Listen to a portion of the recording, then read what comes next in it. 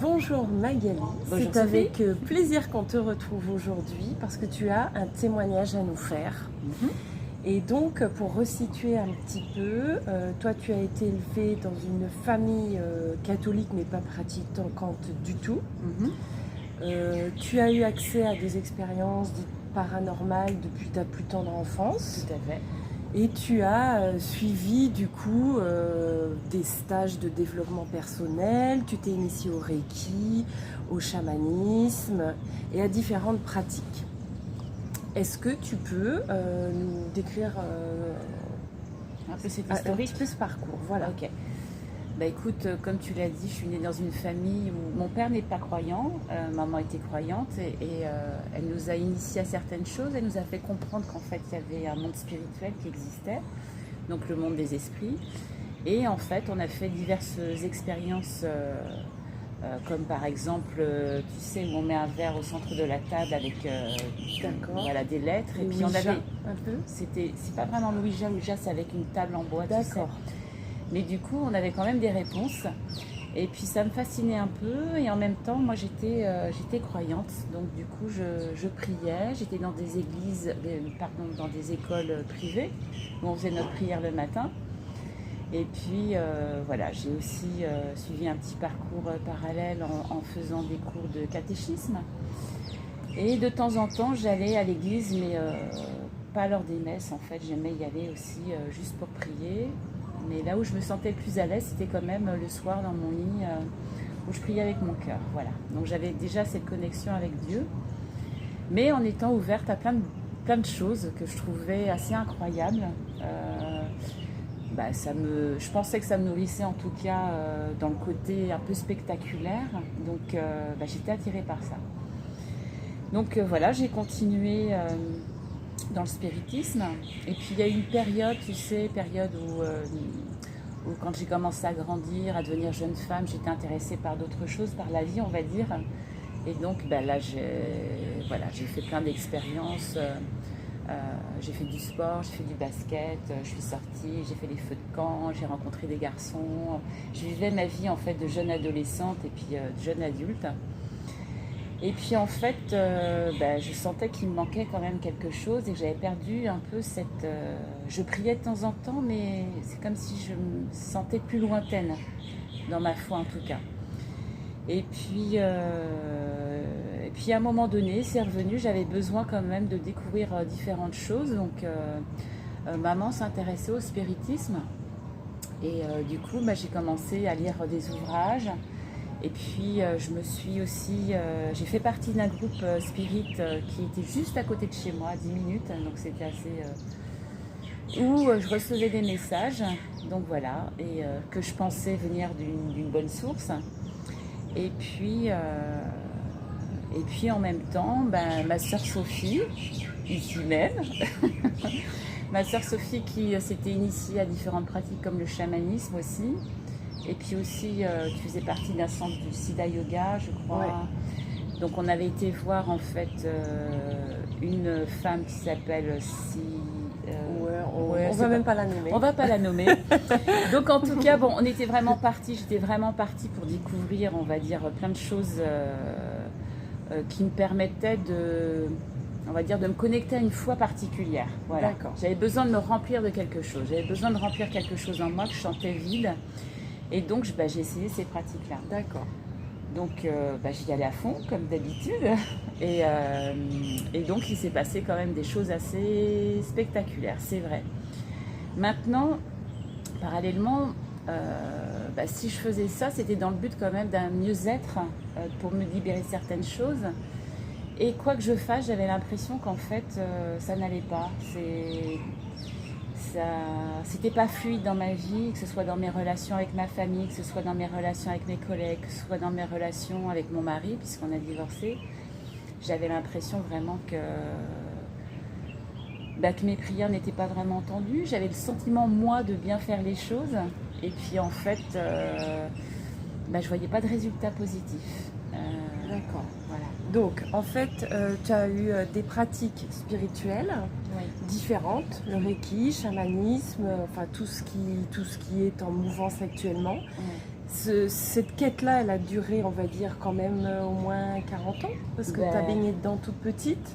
Toute petite, oui, 40 ans, puisque j'avais une dizaine d'années, je pense. Donc, qu'est-ce que ça t'a apporté, ces 40 années-là de pratiques spirituelles, de New Age, On va dire que ça m'a apporté quand même la connexion avec d'autres personnes qui étaient intéressées par ça. Ce que j'aimais, c'était de rencontrer des personnes qui avaient quand même ce désir de se connecter à, on va dire, à ce qu'on appelait la source.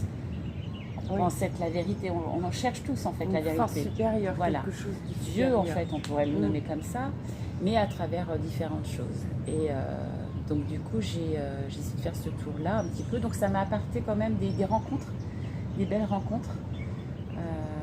Et puis... Intérieurement, j'avais l'impression de vivre quelque chose d'extraordinaire quand même. Par exemple, dans le chamanisme, j'avais des visions qui étaient très fortes. Je rentrais dans des états assez particuliers. De conscience modifiée? Ouais, totalement. Qui te faisait du bien? Sur le moment, je me sentais très puissante en fait. C'est ça.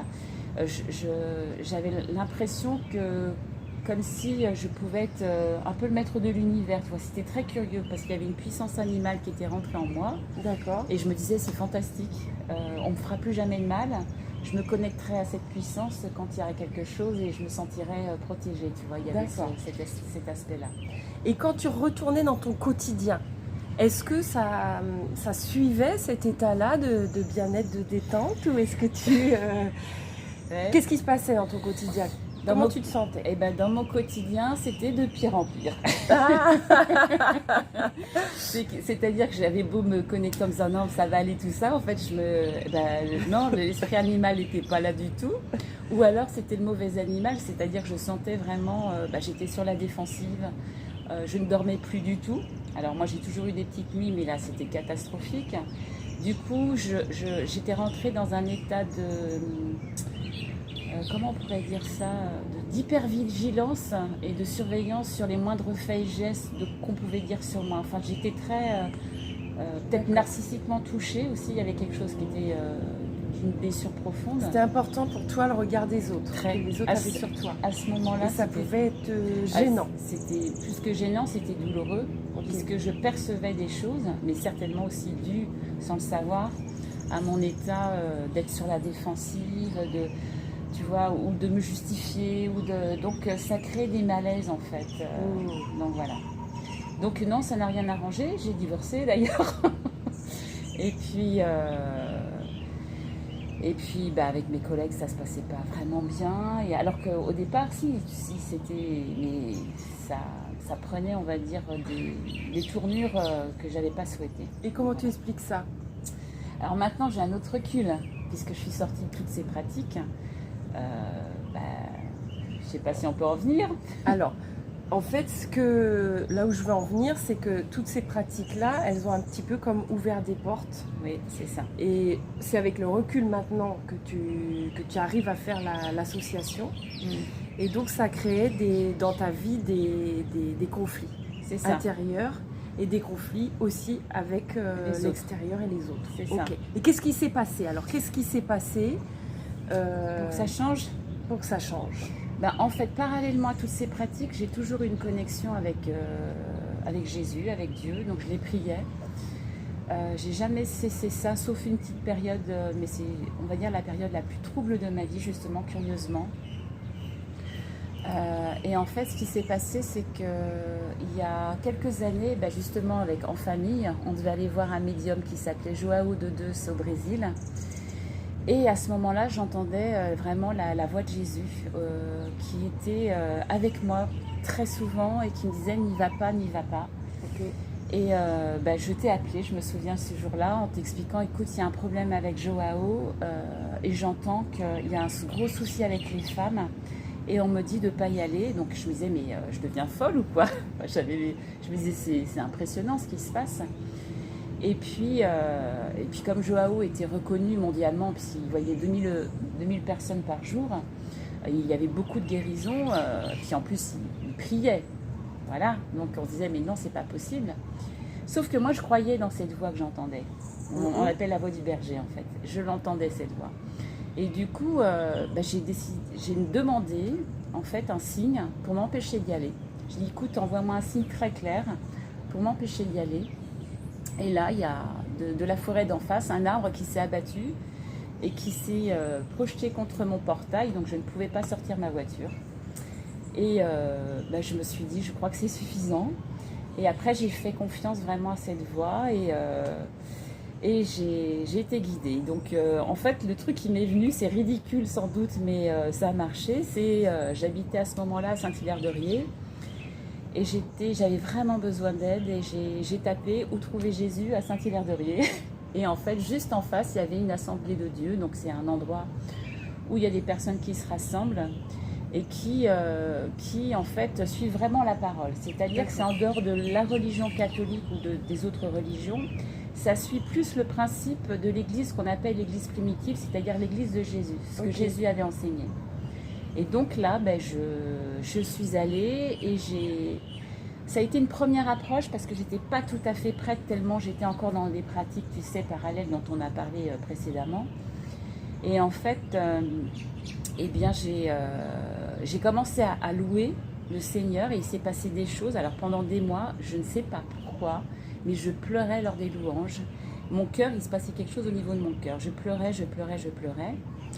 Et puis un jour, en fait, le pasteur de cette assemblée est venu avec sa femme à la maison. Et en fait, ils ont vu que j'avais des statues de Bouddha, j'avais des pendules, j'avais des pierres, j'avais des anges, j'avais plein de représentations, en fait, spirituelles, on va dire ça comme ça. Et ils m'ont dit que c'était pas bon. Et moi, je comprenais pas trop pourquoi, en fait, tu vois, parce que pour moi, c'est beau, quoi, tout ça, tu vois, c'est une statue de Bouddha, je trouve ça joli, je trouvais que c'était apaisant même quand je le regardais, tu vois. Et à ce moment-là, pour faire plaisir, j'ai pété un pendule, mais il n'y avait pas de conviction dans mon cœur, tu vois. Tu n'étais pas convaincue? Non, du tout. Okay. Et je me suis dit, non, ils vont trop loin, tu vois. Enfin, je me suis dit, oh non, ça y est, c'est un truc religieux, en fait, c'est pas ce que je recherche. Donc, en fait, j'ai laissé tomber à nouveau, tu vois. Donc ça, c'était il y a une dizaine d'années? C'était il y a à peu près 8 ans, ouais. D'accord. 7-8 ans. Et donc, il y a 1 an et demi à peu près, qu'est-ce qui s'est passé? En fait, il y a 1 an et demi, j'ai repris le chamanisme. Et là, il y a vraiment des choses qui ont été assez fortes. Et lors de la dernière session chamanique, j'ai crié au Père. En fait, c'était pas le Père géniteur, c'était vraiment, j'ai dit papa, mais s'il y avait une force en moi, comme si je recherchais mon Père créateur cette fois-ci. Et là, il y avait donc la chamane qui était là, avec le chaman homme, on peut dire ça comme ça, qui tout de suite m'a pris dans les bras et j'ai vu à travers lui Jésus. Et j'ai vu son regard d'amour, en fait. C'était pas le chaman, hein, c'était vraiment comme si j'avais une vision de Jésus. Et j'étais en colère, en fait. Je pleurais, je disais pourquoi tu m'as abandonnée dans des moments très difficiles de ma vie, puisque j'ai eu des pensées noires, on va dire ça comme ça. Et je me sentais vraiment seule. Et en fait, j'étais en colère contre lui. Je disais mais pourquoi tu m'as laissé tomber Et je voyais son regard d'amour et c'était j'ai toujours été là à chaque instant de ta vie. Et je l'ai cru. Vraiment, j'ai senti une puissance de vérité à ce moment-là. Et là, j'étais troublée. Et donc, après cette séance, en fait, j'attendais qu'une seule chose. J'ai beaucoup prié après ça. C'est que Jésus se révèle vraiment à moi. Et je voulais lui poser cette question, est-ce que c'est vrai ce qu'on dit? Tu es le chemin, la vie et la vérité, non pas multiforme de vérité, mais la vérité. Et donc j'attendais cette dernière séance chamanique, et je l'attendais vraiment, mais sur les starting blocks. Alors, dès que j'ai su que la chamane allait refaire une session, j'étais la première à être inscrite. Et ce qui s'est passé, c'est que quand une semaine avant que ça débute, cette séance chamanique, puisque je voulais poser cette question, Jésus, est-ce que c'est vrai que tu es le chemin, la vie et la vérité? Eh bien, je suis allée à une soirée, moi qui ne sors pas beaucoup. Mon autre sœur donc, leur me dit, il y a un petit concert, allez viens Mag, ça va te faire du bien. Au village, ok, je vais au village et là je reçois une information que la personne qui était à côté de moi était malade et me transmettait sa maladie. C'est comme si on m'informait. C'était curieux mais c'était comme ça. Comme j'avais eu pour Joao, pour le fait de ne pas y aller. Alors j'étais là, c'est bizarre ça, puis je me dis non, je dois me faire des idées. Et puis en fait je rentre chez moi et quelques jours après, il y a un message de cette personne qui était assise à côté de moi, qui nous envoie, donc c'était un message groupé, désolé les filles, mais j'ai le Covid, donc je préfère vous prévenir. Et là, j'ai senti mon cœur, tu vois, qui battait fort. Je me dis non, c'est pas possible, je ne peux pas manquer cette cérémonie chamanique. Ça faisait 3 ans que j'attendais ça, j'avais prié pour avoir une réponse de Jésus. Je me dis, je suis obligée de passer par là pour avoir une réponse. Pour moi, c'était clair. Ok. Donc, tu n'as pas pu y assister à cette cérémonie à cause de ta maladie du coup, j'ai fait un test PCR et j'ai vu que j'avais le Covid. Et donc la chamane m'a dit, je suis désolée, tu ne peux pas assister. Et là, j'ai pleuré.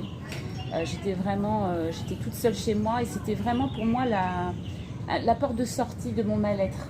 Pour moi, c'est lui qui avait la réponse et je me disais, mais il va pas me répondre.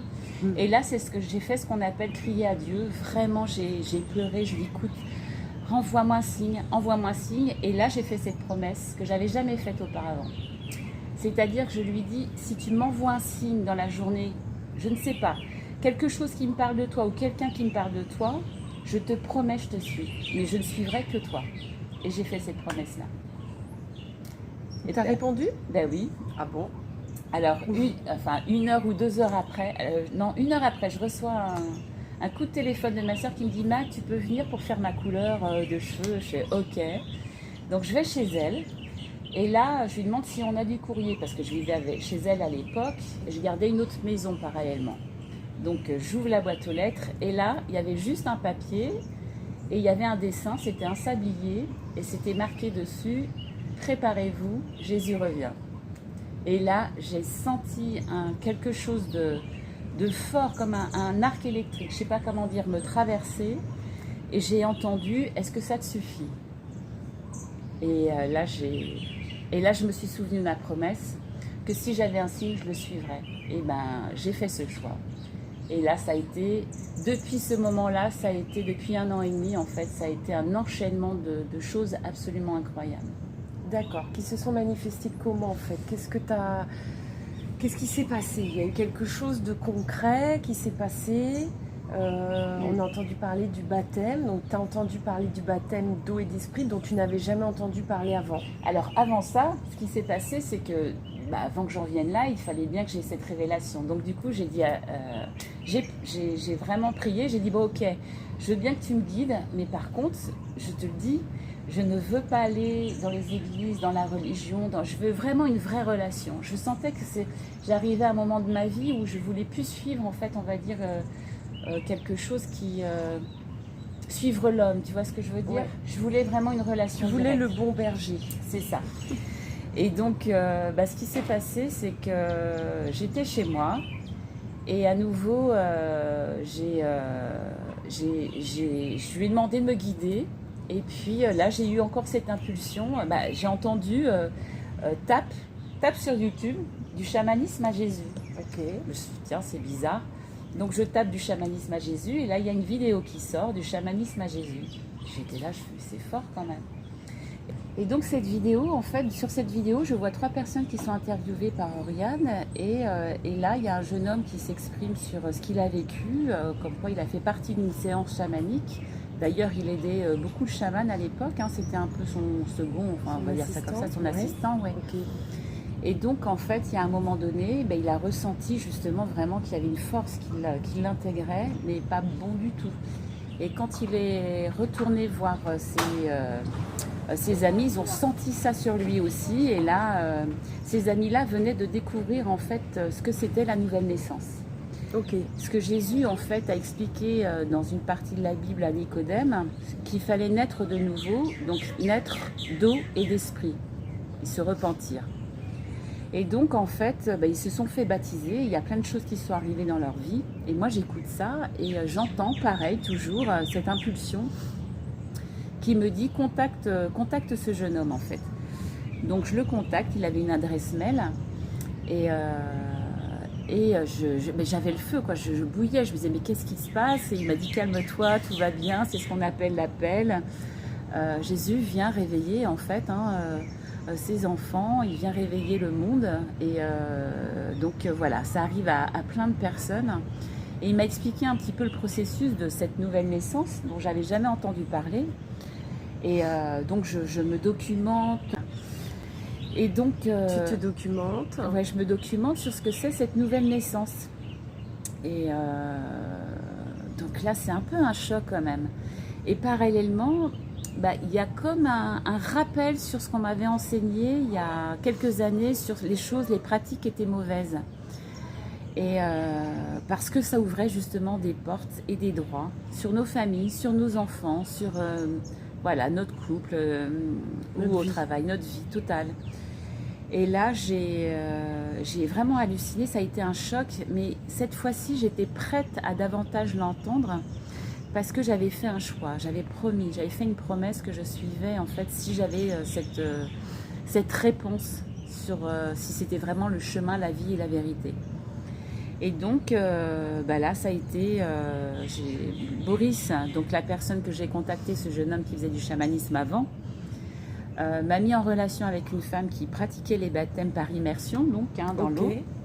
Donc entièrement. Entièrement, voilà, dans les eaux de Saint-Pierre, là. Comme Jésus l'a fait lui-même quand il avait 30 ans. C'est ça. Donc il a attendu d'avoir un âge mûr pour pouvoir s'engager, en fait. Il nous a montré l'exemple depuis le début dans tout ce qu'il a fait. Exactement. Et donc c'est un engagement, et donc c'est vrai que quand on est bébé, on n'a pas cette possibilité de s'engager à suivre Jésus, donc du coup, c'est pas, cette alliance-là n'est pas valide pour Dieu, elle n'est pas validée. Tout à fait, puisque le bébé déjà n'a pas la conscience du péché, il n'a rien à se repentir, et puis c'est pas un vrai choix, on lui impose ce choix, il est baptisé par ses parents.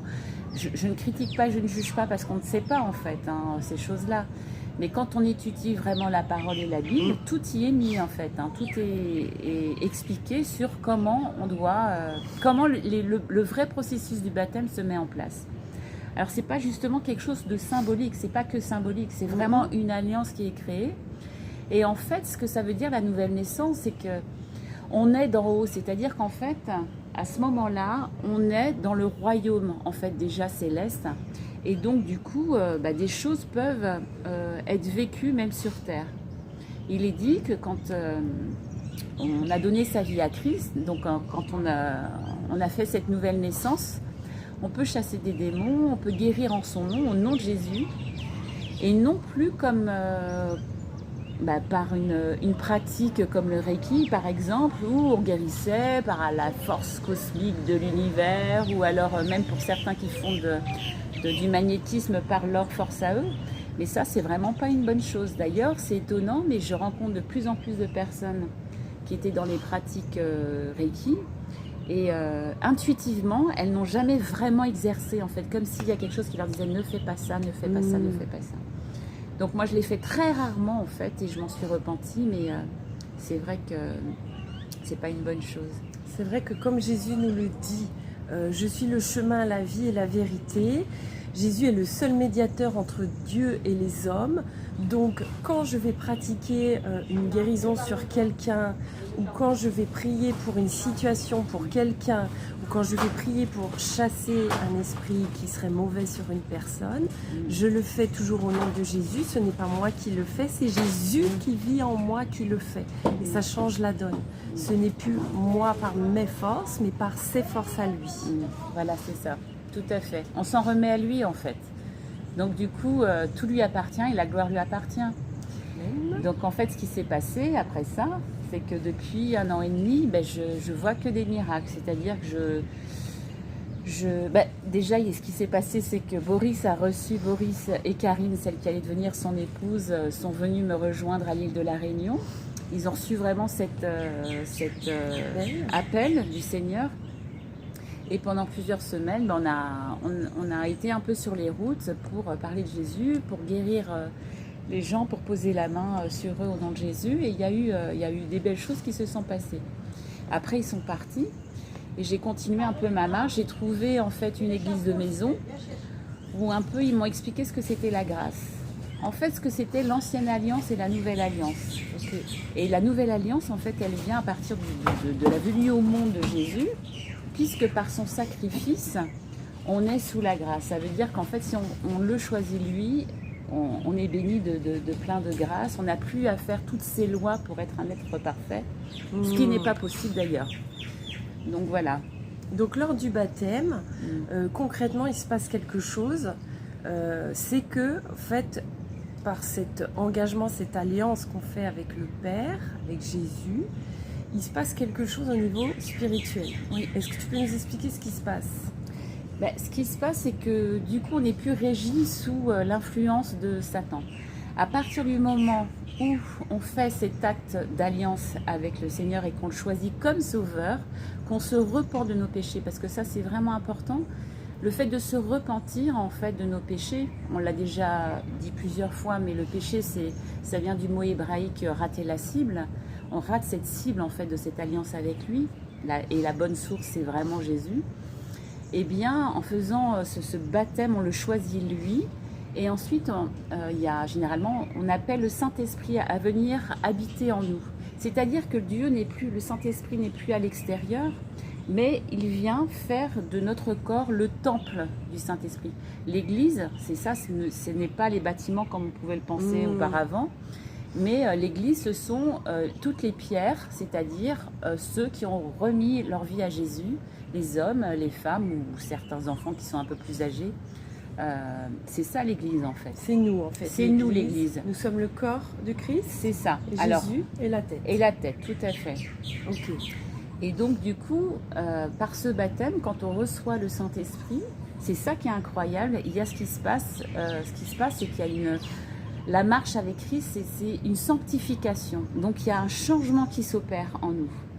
Et là, par rapport à toutes les pratiques, pour en revenir à ce qu'on disait tout à l'heure, tu m'as posé la question, alors qu'est-ce que ça t'amenait dans ta vie? Voilà, je t'ai dit, c'était de pire en pire. Ok. Et là, ça a été de mieux en mieux en fait. Okay. Et ça a été du concret tout de suite, instantanément. Alors par exemple, pour moi, ça va pas être forcément pareil pour tous, hein. Mais pour moi, par exemple, ma dernière cigarette, c'était avant le baptême. Je n'ai plus jamais fumé. Au niveau de l'alcool, j'ai toujours aimé boire et je faisais souvent la fête. Maintenant, j'apprécie, mais c'est plus comme avant. Je m'adonne plus à l'ivresse, tu vois. Ok. Qui est aussi l'ivresse, du coup, une porte ouverte pour les mauvais esprits, entre guillemets. Voilà. Ça m'arrivait de fumer un petit pétard de temps en temps. Ah, ça, c'est une grosse porte aussi. Ouais, c'est une grosse porte, ça. Et en fait, j'ai vraiment été dégoûtée de tout ça, mais d'une manière très, très facile. Mais vraiment, j'ai plus du tout envie de ça. Vraiment. Et puis... Tu étais beaucoup moins conne aussi. Ça, on va couper ça. Mais on aurait pu le laisser en même temps. Oui, on va le laisser. Allez, on le laisse. Avant, j'aurais fait la gueule. Mais après, on va parler d'elle. Là, je couperai par contre. Et en fait, ce qui s'est passé, c'est que du coup, tu m'as troublée. Ce qui s'est passé, c'est que j'ai senti comme un apaisement. J'ai beaucoup pleuré aussi. Alors, dans la repentance, alors on parlait du péché, justement. Le péché, c'est vraiment rater la cible. Ce que je n'avais pas compris, dans l'église catholique, en fait, je trouvais qu'il y avait un côté moralisateur que j'aimais pas trop. Dans le sens où c'est mal, j'ai mal agi, tu vois. Enfin, il y avait un truc de l'ordre du péché que j'aimais pas. Alors que là, ce que j'entendais, c'était nouveau pour moi. C'était le Seigneur, ce qu'il veut, Jésus, puisqu'il a donné sa vie, en fait, et qu'il a pris les péchés du monde sur lui, c'est pour qu'on lui remet. Il les a déjà pris.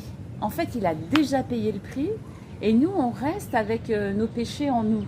C'est dommage, parce qu'en fait, si on lui remet, si on lui donne, je me repens de ça, on lui donne, donc on libère de la place en nous pour accueillir davantage d'espace pour le Saint-Esprit. On ne les porte plus. On ne les porte plus. Et du coup, on n'a plus cette culpabilité de ce qu'on porte. Tout à fait, on s'est repenti. C'est lavé. C'est lavé, voilà. Okay. Faut que ce soit sincère aussi, hein. C'est pas allez, je te remets mes péchés, puis c'est bon. Non, il y a quelque chose qui se passe au niveau du cœur. D'ailleurs, c'est bien écrit dans la Bible, où le Seigneur prend ton cœur de pierre et met à la place un cœur de chair. C'est surnaturel, c'est spirituel, mais il se passe quelque chose et c'est vrai. Et là, en fait, j'ai vécu des moments absolument incroyables.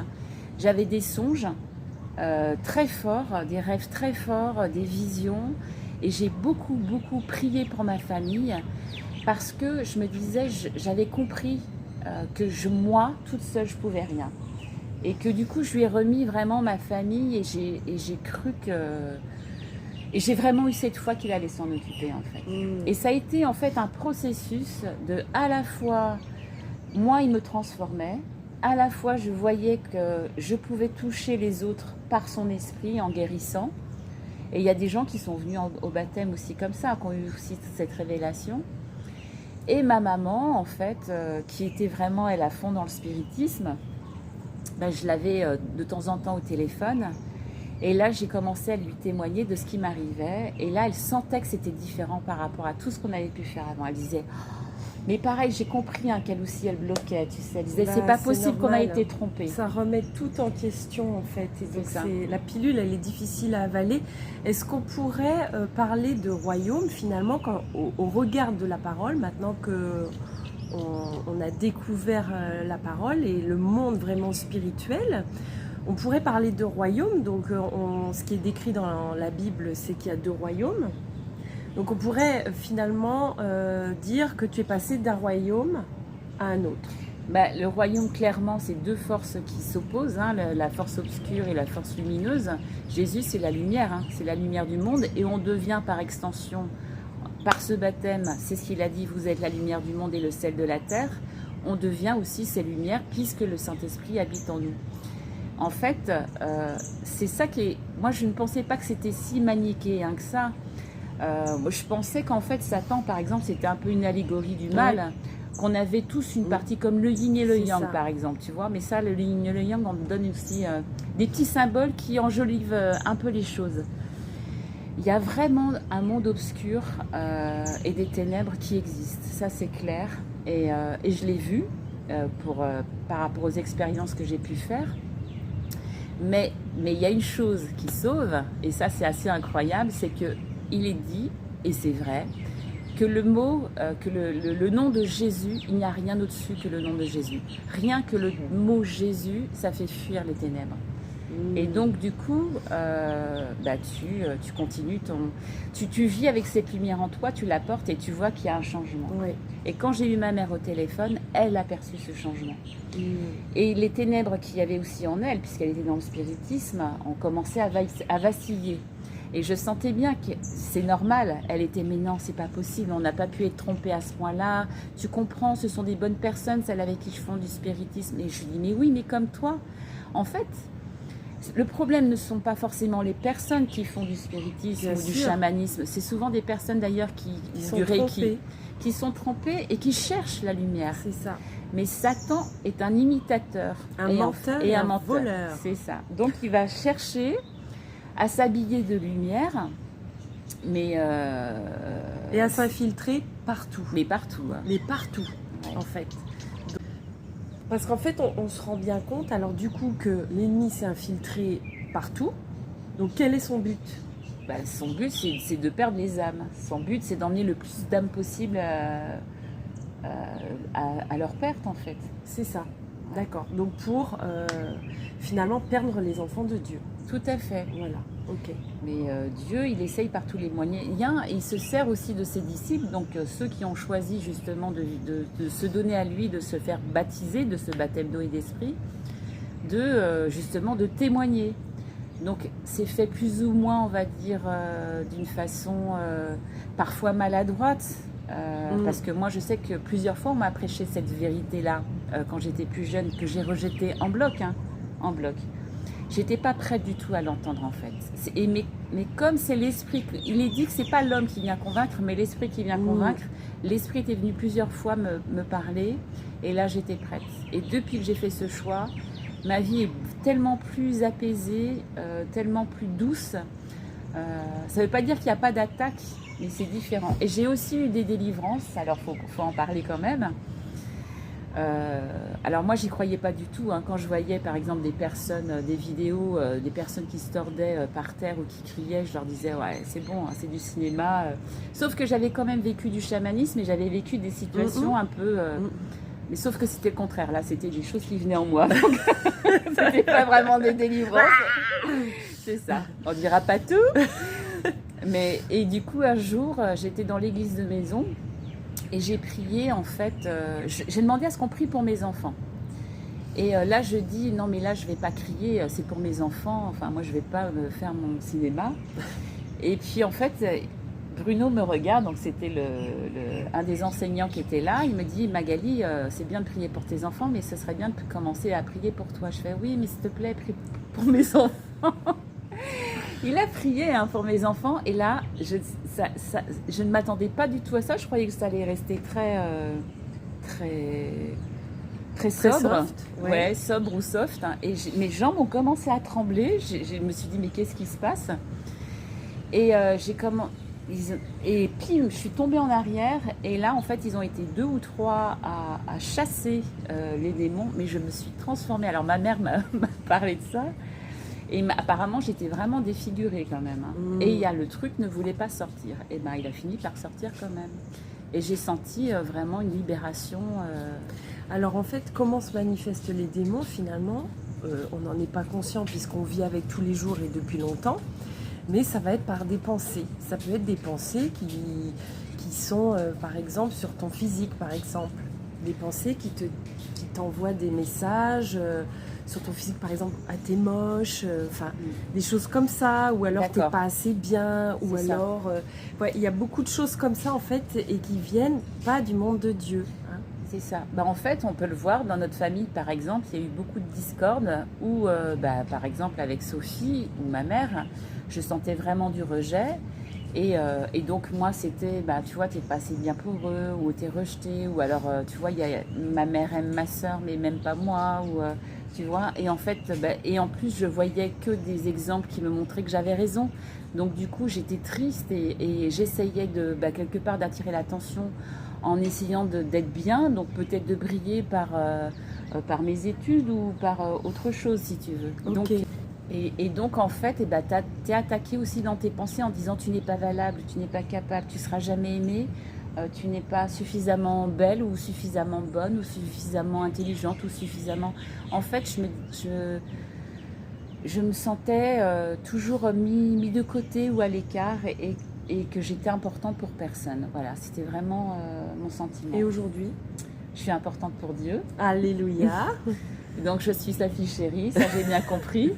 J'ai beaucoup moins de peur sur on m'aime ou on m'aime pas. C'est comme si c'était pas très grave en fait. Je recherche plus en fait, même s'il peut y avoir des petites piqûres de rappel et c'est normal, on n'est pas guéri d'un seul coup, c'est comme par strate en fait, hein, mais il y a quand même des déblocages et il y a des paliers, donc je le vois bien. Et puis au sein de la famille, il y a eu quand même un bouleversement l'espace d'un an et demi assez fulgurant. Donc ça a été comme une avalanche en fait, quelque chose on sentait bien que c'était de l'ordre spirituel parce que c'était plus fort que nous. C'est ça. C'était vraiment le sauveur qui venait nous sauver. Alors par exemple, je peux parler de Sophie. Je me souviens d'un moment où elle est venue me voir et elle était vraiment en se disant, elle a pété un câble. Sophie a fait d'ailleurs un témoignage à ce sujet. Elle a pété un câble avec son Jésus, là. Et puis ta Bible, je la lirai jamais. Je te le dis, hein, je la lirai jamais. Ce qui est d'ailleurs le problème de la plupart des gens du New Age, parce qu'on est en train de confondre la Bible. Mais là, ce qu'il faut bien savoir, c'est que c'est l'ennemi qui nous met ce genre de pensée dans la tête parce qu'il veut surtout pas qu'on connaisse la vérité. Parce qu'à partir du moment où on connaît la vérité, on devient un danger et dangereuse pour son royaume à lui. Donc, on va avoir des outils, on va être équipé vraiment pour pouvoir agir. Donc ça, il veut surtout pas. Il veut surtout pas que vous ouvriez votre Bible. Oui, il y a vraiment des choses qui se passent. C'est la Bible.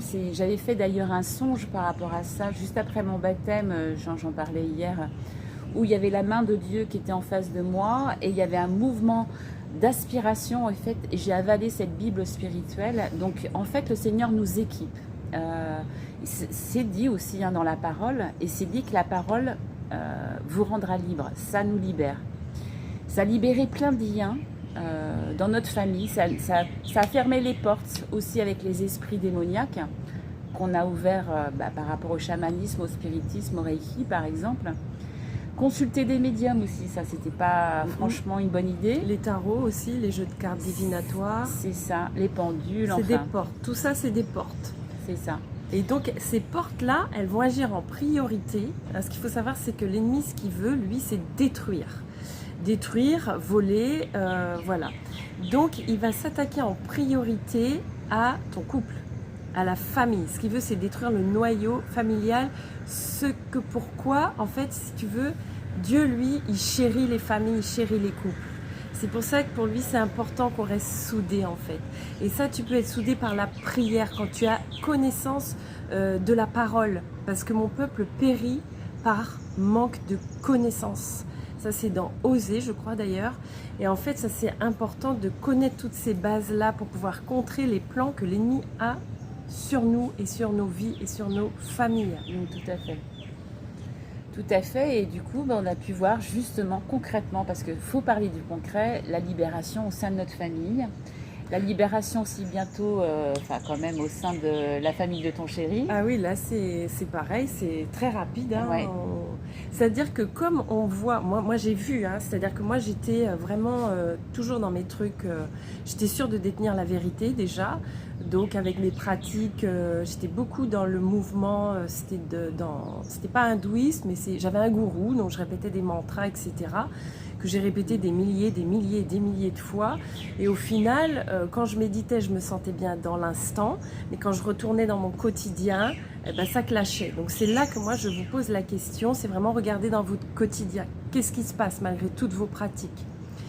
Et en fait, pour moi, ce qui a été difficile à avaler, c'est des choses comme j'étais tellement dans la croyance de la réincarnation, par exemple, que je ne comprenais pas en fait, ça me dérangeait en fait cette idée. Mais quand tu réfléchis bien, la réincarnation c'est un danger. Parce que la réincarnation, elle te fait croire que tu vas pouvoir te rattraper si tu déconnes dans cette vie-là, tu vas rattraper le coup dans la prochaine. Alors que, selon la parole de Dieu, il n'y en a qu'une seule vie et tu rattrapes que dalle. Donc ce qui est important, c'est cette vie-là aujourd'hui et pas la prochaine. Voilà, donc ça c'était une petite parenthèse. C'est ça. Et donc, du coup, maintenant on peut dire que, tu vois, on est capable de faire une petite vidéo ensemble. Sans se taper dessus. Sans se taper dessus. Et avec le sourire. Merci Jésus. Amen. Et tout ça, gratuitement. Ah, ça fait du bien aux finances. Hein. Parce qu'on en a dépensé quand même des billets. Ouais. Hein? Enfin, en tout cas, on espère que cette vidéo, elle va vous éclairer et qu'elle va permettre que vous posiez les bonnes questions. Et surtout, moi, si j'ai envie de vous partager quelque chose, c'est vraiment demander à Jésus de se révéler à vous. Voilà, qu'il se révèle vraiment à vous parce qu'il va le faire en fait. Il est là en fait, il est comme derrière la porte et il attend qu'une seule chose, c'est que vous ouvriez la porte. Mais il a toujours été là avec vous. Ça n'a jamais, dans vos pleurs, dans vos moments de désespoir, il pleurait avec vous. Il pleure avec vous parce qu'il est là. Il est vraiment là pour vous. Donc parlez-lui, vraiment. Avec votre cœur, pas besoin de rentrer dans un truc religieux, pas besoin de faire des prières toutes faites. Parlez-lui comme à un père parce que c'est un père avec un cœur de mère. Il vous aime. Ouais, c'est ça. Et puis, quand on parle de Jésus, on parle du vrai Jésus. On ne parle pas de l'énergie christique ou Sananda, tu sais, qui est avec les extraterrestres. Enfin, ça aussi, on pourrait en faire des pages. Jésus, tout simplement. Seul. Celui qui s'est incarné sur Terre pour vraiment prendre le péché du monde sur ses épaules. Le seul qui a payé le prix. C'est ça. L'agneau. Voilà. Donc voilà. Et on vous souhaite une belle journée. On espère vraiment que ce sera porteur pour vous. Si vous avez des questions, n'hésitez pas. On est vraiment à votre disposition pour vous aider dans ce processus parce que c'est un processus qui n'est pas facile parce que ça oblige à lâcher beaucoup de choses auxquelles on tient et puis des choses qui nous définissent. Mais au regard de la parole, quand j'entendais les gens me parler de la Bible, il y avait des choses sur lesquelles j'étais résistante, que je ne comprenais pas, etc. Mais aujourd'hui, au fur et à mesure, le Seigneur, il me montre les choses. Parce que je lui demande, mais montre-moi pour la réincarnation, montre-moi pour mon gourou, par exemple. Il m'a vraiment montré, en fait. Et donc, au fur et à mesure, ce que j'ai envie de vous dire, c'est que tout est cohérent. Il n'y a pas de faille dans la parole. Il n'y a aucune faille. Tout est cohérent et ça se tient, tout se tient. Il y a une intelligence qui est supérieure derrière ça. La parole, elle est vivante, elle vibre, elle libère. Et ben voilà, tournez-vous vers votre Bible. Ouais. Vous pouvez commencer par les évangiles, hein, c'est plus facile, hein, puisque c'est à partir de l'arrivée de Jésus. Donc, c'est ça, c'est plus facile. En tout cas, Magali, je te remercie beaucoup pour ton témoignage. Sophie. Et puis, eh bien, que Dieu te bénisse, sois béni. Et puis, que Dieu vous bénisse dans le nom puissant de Jésus. Que l'Esprit vienne vous convaincre en tout cas. Amen. Ciao, ciao. Ciao.